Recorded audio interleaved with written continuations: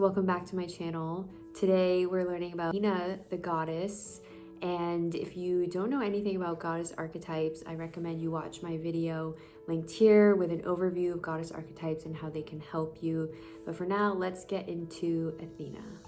All right, so next we have Athena, who is really this career woman in the world, and I think is probably one of the most visible goddess archetypes right now. Ever since women, joined the workforce, it's been this powerful archetype of women prioritizing their careers, being more, focused on these kinds of pursuits.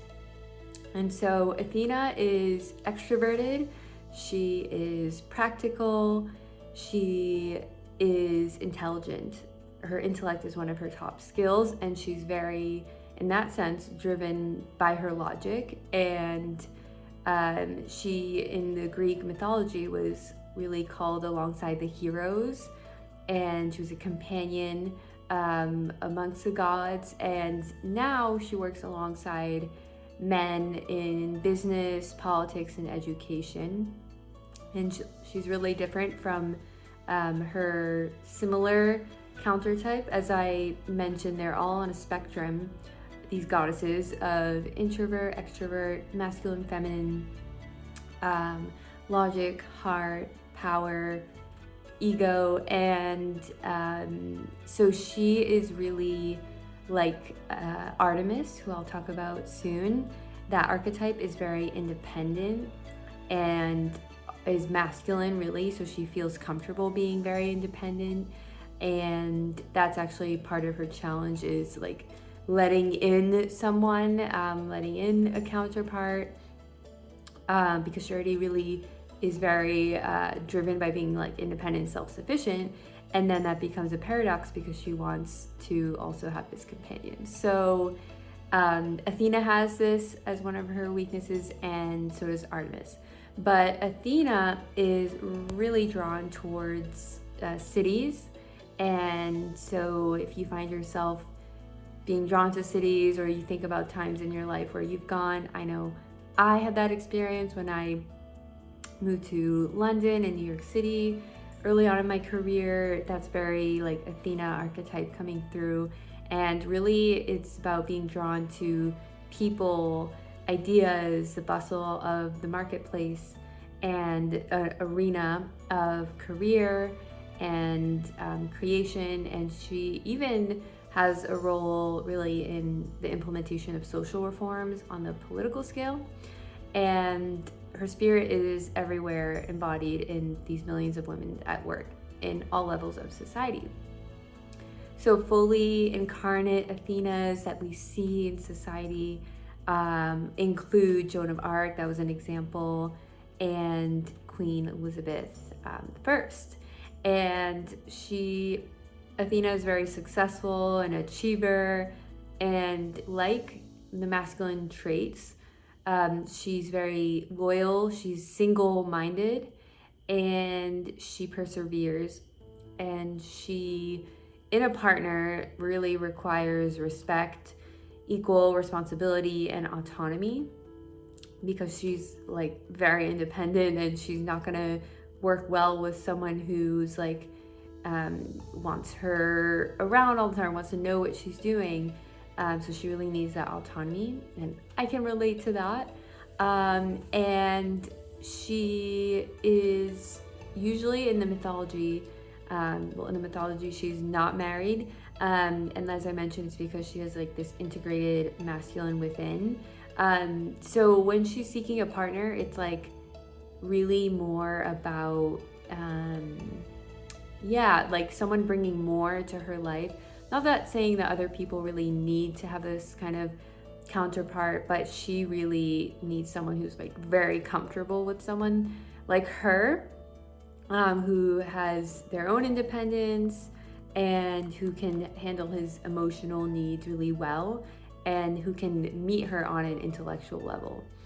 And so similar to the Athena in the mythology, she has this shield, like this armor, physically and also metaphorically. So she is very armored in that she is very extroverted, but she doesn't show these parts of herself that are more vulnerable, more emotional. It's really like her feminine vulnerability is very hidden. And so she has like she can have a very stark difference between her version that she presents of herself in the world versus her actual internal feelings. And I think that is something a lot of women experience in the workforce, where they have to feel like they put on this shield to kind of compete and alongside men. And I think it's very reflective of this. And she also has this whole journey with her father. And so if you're an Athena woman, you may notice that your father had these kinds of really large like career aspirations, and you kind of reflect that, and you almost act out your father's like unconscious desires that he's not able to do.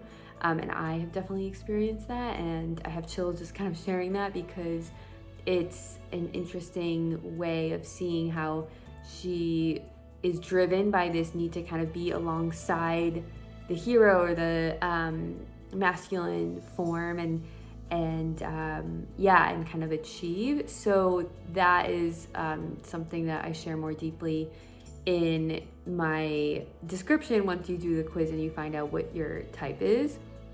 So she lives by her head, her logic, and when it comes to matters of the heart and feelings, that's where she needs support, and she needs to connect with those feelings and not be so like logic minded. It's gonna hold her back in her relationships and even her identity as a woman, because that really is connected to like women's qualities and what makes you a woman. And if you're disconnected from that, then you're not really whole. So she views marriage very differently, obviously, as I mentioned, and she's quite unconscious of her body. So like I said, she rules by the head. So she's also disconnected from her feelings, which reside in the body. So embodiment tools are very important for someone who identifies with the Athena archetype. And she really prioritizes her intellectual needs over her bodily needs. And so that's a weakness that she has to make sure to take care of her physical needs, like feeding herself. A lot of Athenas don't nourish themselves enough, and that's like the last thing on their mind. So she seeks success, she needs that freedom and autonomy, and also is really driven by this need for the well-being of humankind. So she wants to make a difference in this work she's doing. It's not really like self-motivated, like yes, she wants to have a role and a place there, but it's really to like make a difference. So she has like a well-defended ego, and that's where her shield comes in a healthy way, where it deflects criticisms and attacks of her character and competency. She kind of has that armor to protect against that, and that's why she helps the other goddesses who have these kind of inferiority complexes. And so you might find that Athena shows up for you when you leave home for the first time. Like I was sharing that early in my career, when I graduated college, that's when I moved to these cities and grew my career. It's basically when you're finding financial independence, or it can also show up as when your children leave home, or your marriage is ending, or a relationship ends.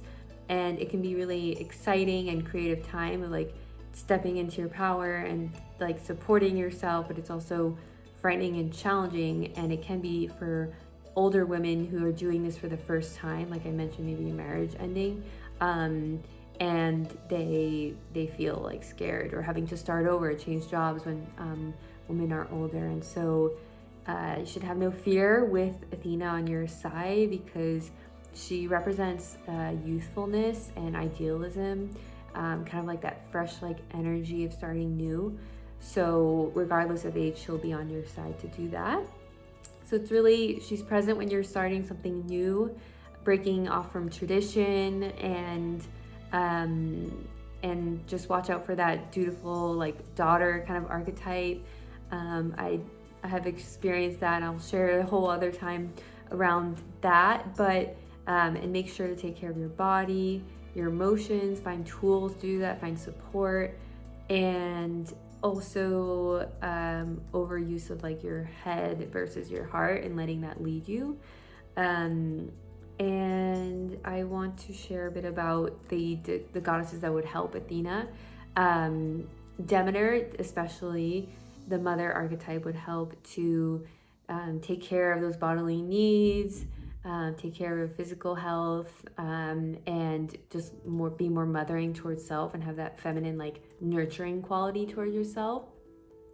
And Aphrodite, who also is the goddess of love and sensual love and has that connection to her body, has this connection with a counterpart, a partner, and is very willing to risk vulnerability to be intimate in a relationship, and is willing to risk pain and loss, because a lot of times Athena can struggle with that, with the shield and being fearful of really being vulnerable and like taking off the shield, because it's like so part of who she is. So Demeter and Aphrodite can help, and it's really about having this like dialogue with the other archetype of like, what would you want me to do, or what would be most helpful, or how can I channel you? Be sure to watch the goddess overview video linked here, so you'll know all the goddesses to